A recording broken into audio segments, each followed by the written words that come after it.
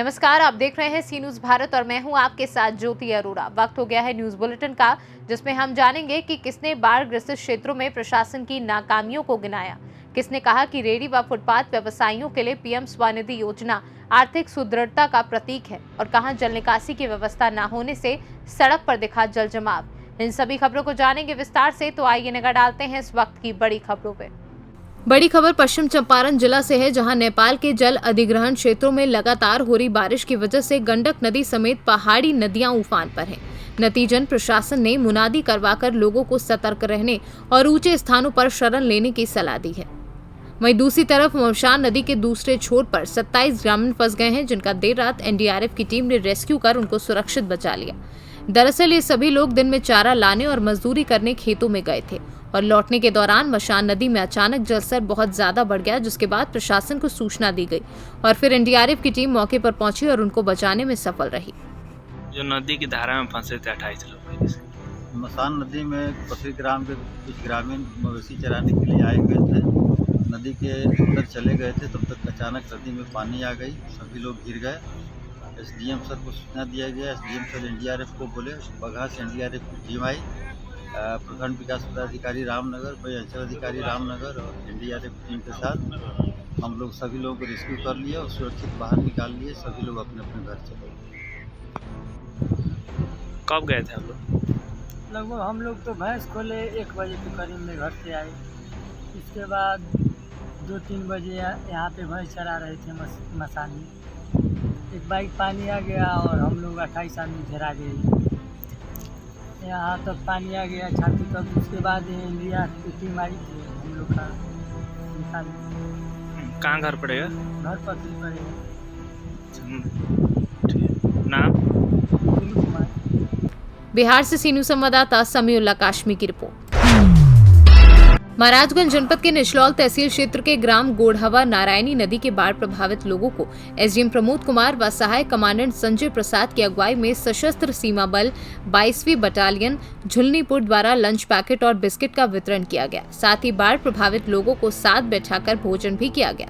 वहीं एसडीएम द्वारा सभी ग्रामवासियों का हाल जाना गया और जो समस्याएं उस गाँव की है उसको सुना गया, जिससे ग्रामीणों ने एक प्रमुख समस्या से अवगत कराया। वहीं एसडीएम ने तत्काल संबंधित विभाग को निर्देश किया कि कटे नहर को तत्काल निर्माण कराया जाए। महाराजगंज से सी न्यूज संवाददाता अंगद शर्मा की रिपोर्ट।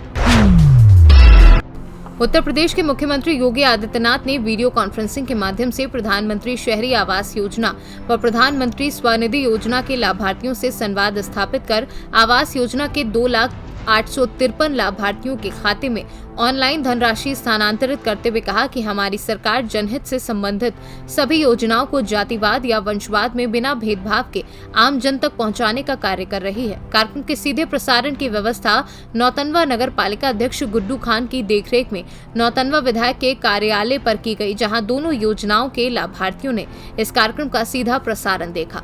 इस अवसर पर शहनवाज खान, भानु कुमार, किस्मती देवी, मोहम्मद शकील, गुड्डू अंसार आदि लोग उपस्थित रहे। महाराजगंज से सी न्यूज संवाददाता श्रवण यादव की रिपोर्ट। महाराजगंज जनपद के नौतनवा विधानसभा की समाजवादी पार्टी के पूर्व विधायक कुंवर कौशल सिंह उर्फ मुन्ना सिंह ने आज अपने निजी आवास से प्रेस कॉन्फ्रेंस के दौरान नौतनवा तहसील क्षेत्र के दर्जनों गांव में बाढ़ के दौरान प्रशासन द्वारा किसी भी तरह का विशेष कार्यवाही न करने पर सरकार की नाकामियों को गिनाया। पूर्व विधायक मुन्ना सिंह ने बताया कि भारी बारिश के बाद नौतनवा क्षेत्र के दर्जनों गांव में बाढ़ के बाद किसानों के भारी फसल, अनाज और निजी घर ढह गए हैं। सरकार को चाहिए कि इस बाढ़ में किसानों के डूबे फसलों का मुआवजा दिलाया जाए, साथ ही साथ खाने पीने के लिए राशन उपलब्ध कराया जाए और जिन गरीबों के मकान ढह गए हैं उन्हें मकान उपलब्ध कराया जाए। काम है, ठीक है ना। लेखपाल को स्वयं सूची बनानी चाहिए। दूसरी बात कि हमने पूछा, एसडीएम साहब आए थे, तहसीलदार साहब आए थे, उन्होंने कहा कोई नहीं आया था। मैं बाढ़ से लौट के चला आया, जब आ रहा था वापस तो सूरजपुरा गांव के पास हमको एसडीएम की और तहसीलदार की गाड़ी मिली। इन्होंने कहीं कैंप नहीं किया और जो ये पुलिस लगी है, एनडीआरएफ की टीम लगी है, ये कल से लगी है। कल जब एनडीआरएफ की टीम आई है तो सेमराहुआ में और चकला में और टेढ़ी पे एक एक स्टीमर भेजी गई और स्टीमर का हाल ये रहा कि आप जाके खुद गांव वालों से पूछिए, उसमें डालने के लिए पेट्रोल नहीं था सेमराहुआ गांव में। तो गांव वालों ने तेल मंगाया, तब जाकर के आदमियों को निकाला। तो सरकार को तेल लेना चाहिए। सरकार ने राहत अभी क्या बांटी, अभी सरकार पानी निकलने का इंतज़ार कर रही है। जिन आदमियों के धान रेड़ गए हैं वो फसल नहीं होगी, और जो सब्जी की फसल थी ये सब के सब बर्बाद हो गई। किसान बीमा फसल योजना के तहत जो लोग किसान क्रेडिट लाभ लिए हैं उनका कर्ज माफ़ होना चाहिए और आदमियों को राहत देनी चाहिए जो फसल बर्बाद हुई है। महाव के नाले के किनारे सारे लोगों की फसल बर्बाद हो रही है।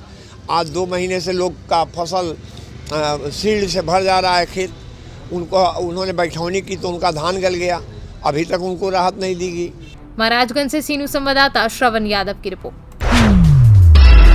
पश्चिमी चंपारण साठी थाना क्षेत्र के सावरिया गांव में एक विवाहिता की हत्या गला दबाकर कर लेने का मामला प्रकाश में आया है। इस संदर्भ में मृतका की मां मंजू देवी ने बताया कि मैं अपनी बेटी रेणु देवी लगभग 23 वर्षीय, इनकी शादी लगभग 5 वर्ष पूर्व हिंदू रीति रिवाज के अनुसार सतवरिया गांव निवासी तुलसीदास के पुत्र अजय दास उम्र 26 वर्षीय के साथ की थी। मेरा दामाद अजय दास बार बार दहेज में मोटरसाइकिल की मांग कर रहा था, लेकिन मैं विधवा औरत होने के कारण दहेज देने में असमर्थ थी, जिसके कारण आए दिन मेरी बेटी के साथ मारपीट की जाती थी। इधर सोमवार की अहेले सुबह मेरी बेटी के ससुर तुलसीदास के द्वारा फोन पर सूचना मिली कि आपकी बेटी मर गई है। कारण पूछने पर पता चला कि पेट खराब था। जब हम लोग अपनी बेटी के घर पहुंचे तो घर के अंदर लोग घर छोड़कर फरार थे। घर में हम लोगों ने देखा कि मेरी बेटी का शव पड़ा था। मामला ये बा, हमर दीदी के शादी 5 साल पहले भइल रहा सतवरिया तुलसीदास के घरे। दहेज के डिमांड करत रहलो 35,000 दिया गइल बा। एगो मोटरसाइकिल मांगत रहलो तो मोटरसाइकिल ना दिएला तो नटी दाब के मार। बेतिया से कैमरा पर्सन शेख फखरुद्दीन के साथ विनोद कुमार की रिपोर्ट। बिजनौर के गांव खेड़की में 2 पक्षों में नाले की जमीन के विवाद को लेकर 2 पक्षों में खूनी संघर्ष हो गया। लगभग 1 दर्जन भर लोग घायल हो गए। वहीं इलाज के लिए सीएचसी में भर्ती कराया गया है। कहाँ के रहने वाले हैं? क्या मामला हुआ जो झगड़ा हुआ? मामला ये हुआ, हम जब तक रोटी खाने हमारे घर को आए थे, घेरों को किसी ने बात की, अरे आज के हम दबा लठ बजा दिया। अरे हमें लुगाइयों मारा था, हमने पकड़ा, हम पे भी हमारे टांगे तोड़ दिए। कौन लोग थे, क्या क्या नाम है उनके? नबीर, इकरामू, नूरा, कामरान, ताजीम, ये थे। अब आप क्या चाहते हैं? हम ये चाहते हैं जो हमारे दादवा नहीं आई हुआ, हम भी कुछ झगड़े के मूड में नहीं थे, मूड में चला कुछ, हम भी तो किसी को मार देगा। बिजनौर से सीनू संवाददाता सलीम हाशमी के साथ फहीम शेख की रिपोर्ट। ये गौरा विधानसभा की 8 ग्राम पंचायतों की लगभग 30,000 आबादी की मुख्य सड़क है, जो सकदरपुर, मकोया, तिलिया, कोटखस, पिपरा, बोहान, कुटिहन और महाराजगंज ग्रांट को बबनान रेलवे स्टेशन और मुख्य मार्गों से जोड़ती है। फिर भी यहाँ के विधायक और सरकार में बैठे लोग कहते हैं कि सारी सड़कें गड्ढा मुक्त हो गई हैं। 4.5 साल में केवल यहाँ के नेता सिर्फ बरगलाने की कोशिश कर रहे हैं। गोंडा से सीनू संवाददाता संदीप पांडे की रिपोर्ट। झांसी के कस्बा सकरार में विगत 3 दिनों के अंदर गौवंश तस्करी से जुड़े हुए 2 मामले उजागर हुए हैं।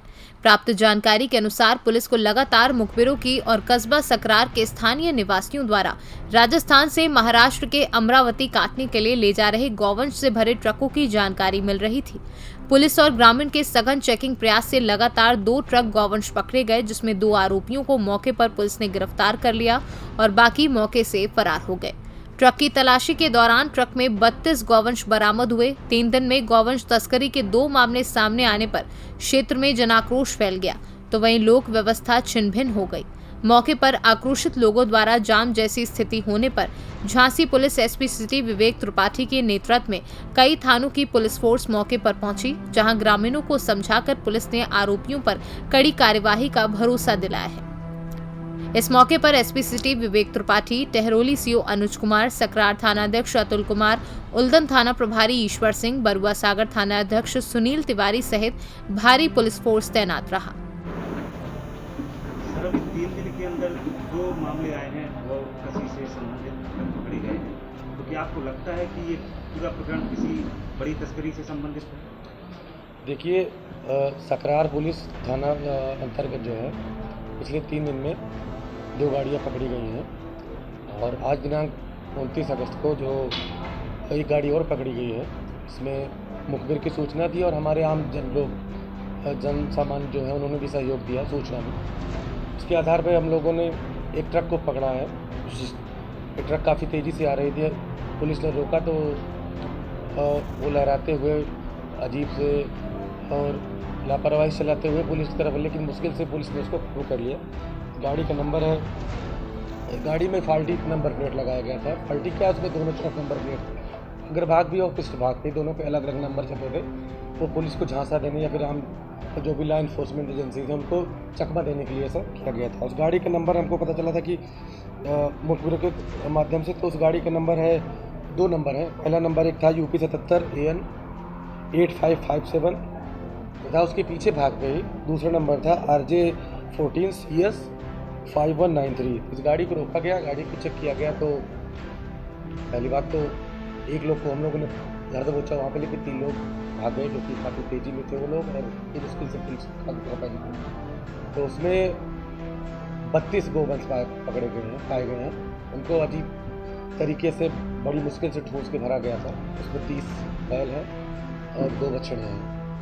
सर, जिस प्रकार से भी ग्रामीण जन और क्षेत्रीय पब्लिक में जन आक्रोश था और कई थानों की पुलिस यहाँ पर आई है, तो मतलब क्या कार्रवाई की गई और क्या? नहीं, क्योंकि घटना बड़ी है और सरकार। झांसी से सीनू संवाददाता अंकित साहू की रिपोर्ट। नवनिर्वाचित जिला पंचायत सदस्य को व्यापार किसान मंच की तरफ से सम्मानित किया गया। आगामी 2022 के विधानसभा चुनाव के लिए आशीर्वाद दिया गया।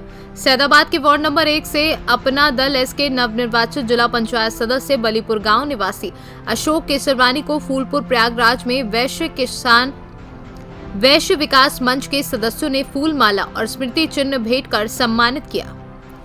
प्रयागराज से सीनू संवाददाता रणविजय सिंह यादव की रिपोर्ट। इस न्यूज बुलेटिन में फिलहाल के लिए इतना ही। देश दुनिया की तमाम बड़ी खबरों के लिए आप देखते रहिए सी न्यूज भारत।